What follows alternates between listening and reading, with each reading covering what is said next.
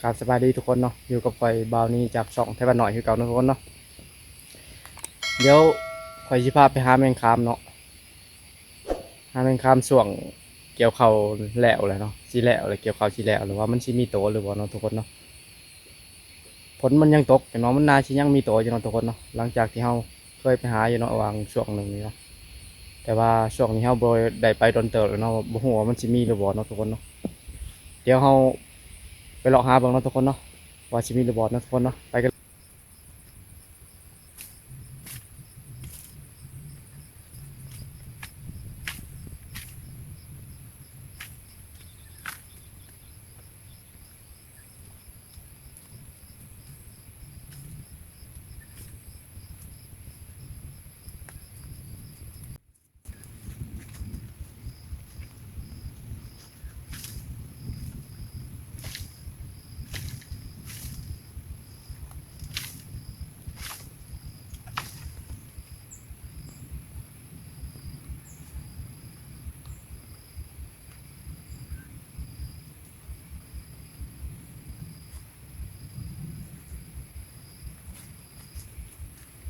ได้เลยนะทุกคนเนาะ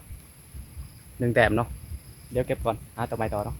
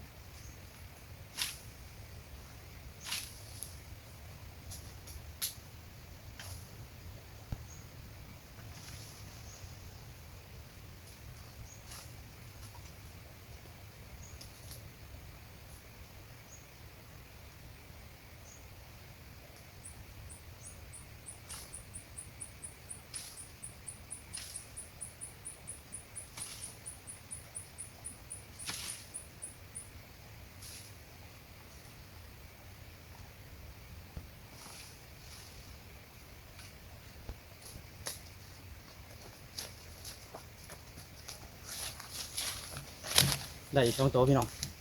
ก็เอาวางทางนั้นเนาะมันบ่ค่อยหลายแล้วเนาะเพราะว่ามันสิหมดฤดูกาลมันเลย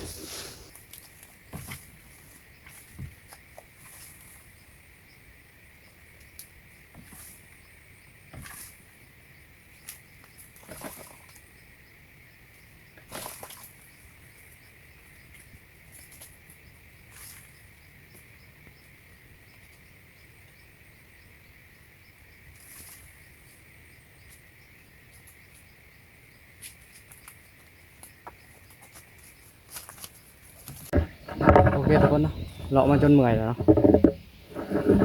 ได้ประมาณจักโตแหละ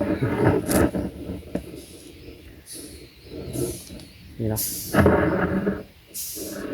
2 ตัวอยู่นี่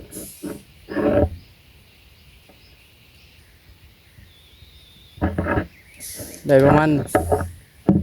10 ปลายโตเนาะทุกคนเนาะมันบ่มีแล้วเนาะช่วงนี้เนาะมันหมดฤดูกาลมาแล้วเนาะทุกคนเนาะคือจะเป็นเทื่อสุดท้ายของปีนี้แล้วเนาะ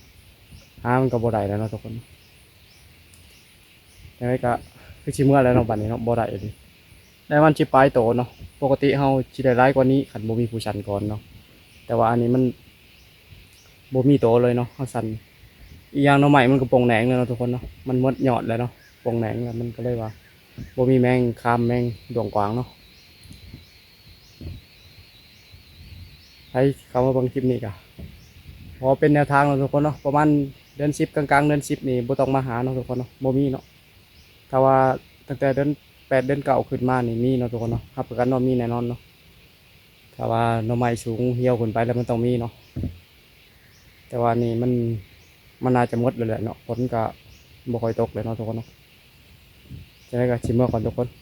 สบายดีทุกคน